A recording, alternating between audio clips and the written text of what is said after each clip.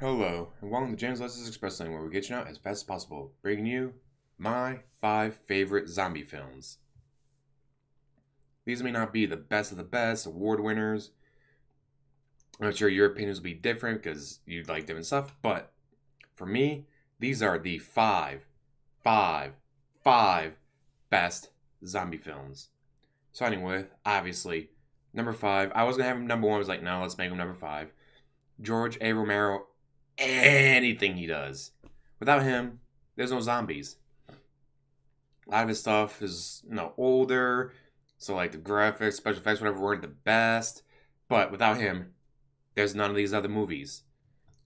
I mean, come on. Without George A. Romero, you don't have zombies. So yes. And can you imagine? Call of Duty, what does it have? It has single player and it has online mode. But no zombies? I mean, I've played Call of Duty. It sucks. The zombie mode is pretty cool though. Or Dead Nation is one of my favorite games. I love playing that. Dead Nation is about zombies. No George A. Romero, no Dead Nation. No George A. Romero, no Dead Island. No George A. Romero, no Last of Us. Like, can you imagine a game like Last of Us not existing? If you're into video games, obviously that matters more than if you're not into video games. But Last of Us is an amazing story with zombies in it and all that. A different kind of zombies than usual, but amazing zombie game. But no George A. Romero. Huh? No zombies. What are you gonna do, right? And of course, just there's the books, Patient Zero, stuff like that I've read. That no George A. Romero, no Patient Zero, no book, because there's no zombies. Ah, God, I'm on a horror bit lately, even though it's no longer Halloween. Terrible. Anyways, though, but yes, anything George A. Romero, check him out. Again, a lot of his stuff is older. Like, oh, that looks fake. Oh, that's not very scary. It's like, but again, without him, there's nothing else. Like, number 4, Warm Bodies. Warm Bodies number 4 because it's not your typical zombie film. I get that, but I like something that is different, and this was different, so gotta watch it. I mean, come on. It's a love story between a zombie and a girl. You don't get that. Well, number 3, kind of, but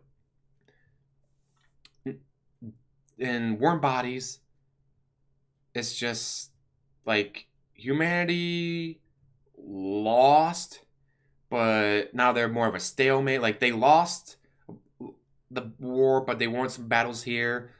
So they were like, no, seal this off. Everyone inside is safe. If you go outside, you're going to die because they're zombies. But some of the zombies are turning. Some of the zombies are changing. They're becoming more, like their neurons are connecting more. And you follow the story of one of them. There's still the, zombies running around eating people, but you these ones that are different. Why did they change? We don't know. They never really explain it in the movie. But it's different, and I like different. And that's why I put this in at number 4. Now, speaking of way different, number 3, Dead Girl. Some boys find a girl chained in a basement. She doesn't speak. She goes because she's a zombie, but they don't seem to understand what a zombie is or whatever. And this movie is a Canadian friend of mine says. Apparently, I don't know if this is a Canadian film or not, but a Canadian friend of mine was like, "Oh, dude, you gotta see this movie. It's so weird." It's like, all right, you're no longer my friend. This movie is super weird, super different, and spoiler alert, they have they do the freaky deaky with their like, all right, and then eventually they get infected and it spreads, but they don't actually show it spreading. They just say, oh, they're infected, and movie. This movie is super weird. I don't know how he found it, why he thought it was a good idea to tell me to watch it, but it was weird. It was because it was weird. It was different, and I like weird and I like different. Man, this movie is super messed up. A lot of people watching this probably never even heard of Dead Girl. If you have the chance, I do suggest watching it because it is worth watching at once. Don't try to watch it again. It's gross. But getting away from that, number 2, Will Smith and I Am Legend. Only if you get the alternate ending that's actually from the book. Because you get the Hollywood special effects explosion ending that, like you saw in theaters, or is the original ending in the DVD Blu-ray copy. Not very good. You have to watch the movie with the alternate ending that's actually from the book. Like the whole point of the movie is I Am Legend, where he learns at the end that he's the legend, he's the boogeyman, he's the monster. Like these things have taken over. They attack him because he attacks them. He kills them. He kidnaps their people and tortures them and all that. But he's like, no, I'm not torturing them. I'm trying to save them. I'm trying to turn them back. And it's like, you can't turn them back. It's done. Humanity's time has come and gone. You're the monster. Every time you blow them up and go in guns blazing and kidnap one and do your scientific studies on that, you're torturing it. Like you are killing these people. You are the monster. It's, be trying to think of a good way. Like, it's like, no, a tiger, lives near a village, eats the villagers. Like, that tiger's a monster. But the tiger doesn't see itself as a monster.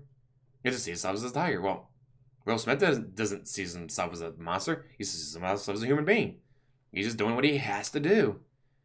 But at the end, he realizes, oh shit, I'm the monster. I'm the legend. They tell their kids, oh, you better eat your vegetables or Will Smith's gonna get you. Amazingly well done. If you watch the alternate ending that is true to the book. If you watch the other ending, it's your typical zombie explosions, woo, fair. But you have to watch the alternate ending on the Blu-ray copy, whatever, that's from the book. Where he learns that he's the monster. He's the legend. He's the boogeyman. God, I shouldn't get so upset over stuff like this. It just pisses me off. It's like, you had the ending. It's from the book. You know how this ends. And then they go and they screw it up. Stupid. So stupid. Like you had the Academy Award, Golden Globe, whatever Oscar awards. Like you had the ending that would get you all the awards, and you went, do we get awards or do we go with typical Hollywood special effects explosion ending? We'll go with a special effects explosion ending. Stupid. So stupid. Terrible. But this leads us to number one. Kind of a cheat, since it is a remake of a George A. Romero film. And actually, I think he was involved in it, but Dawn of the Dead remake with Ving Rhames. This movie is amazing. This remake of the original Dawn of the Dead is amazing. One of my favorite aspects of this movie is, it's like, oh, that zombie doesn't have an arm. Wow, that's really good special effects. Like, that's not special effects. They went down to a veterans hospital and went, hey, you have no arm. You want to play a zombie that doesn't have an arm? Hey, you have no legs. You want to play a zombie who doesn't have legs? That's what they did. They went to a veterans hospital, hired a bunch of veterans that missing arms, missing legs and all that. Like the one zombie that's in the raptors, like crawling around like that through the raptors because he doesn't have legs. That's not special effects. That's not makeup. That's a guy who has no legs. He's a veteran. They just went down to the veterans hospital and hired a bunch of veterans. It was amazing. Like, that is awesome. And of course, probably saved them a ton of money because they had to do the special effects and all that. Just, you don't have legs. You're a zombie with no legs. You don't have an arm. You're a zombie without an arm. Like, that was awesome.